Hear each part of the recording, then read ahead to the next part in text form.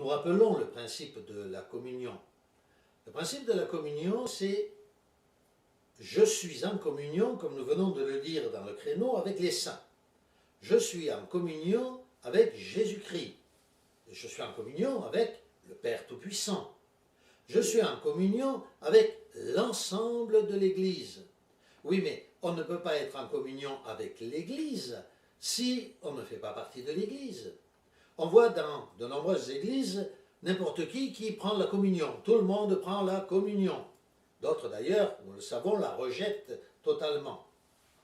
Mais pour prendre la communion de l'Église, il faut faire partie de l'Église.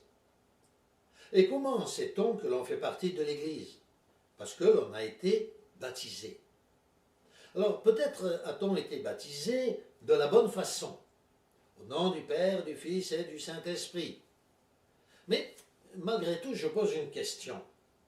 Les Mormons aussi ont un baptême. Pensez-vous que leur baptême soit valable?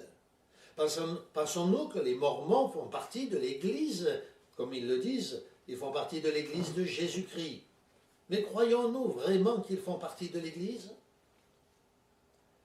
Donc, notre baptême doit avoir été fait au nom du Père, Fils et Saint-Esprit. Non, notez-le, dans la Bible, il est écrit le nom, sans S. Non pas au nom au pluriel, au nom avec un X à O et un S à non. Non pas au nom du Père et du Fils et du Saint-Esprit, non, non. Au nom sans S, au singulier, du Père, du Fils et du Saint-Esprit.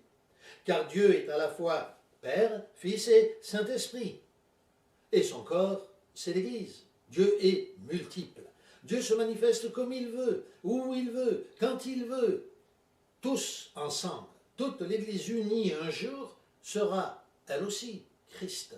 Un seul Christ, un même esprit, rempli de notre Seigneur Jésus-Christ dans nos cœurs.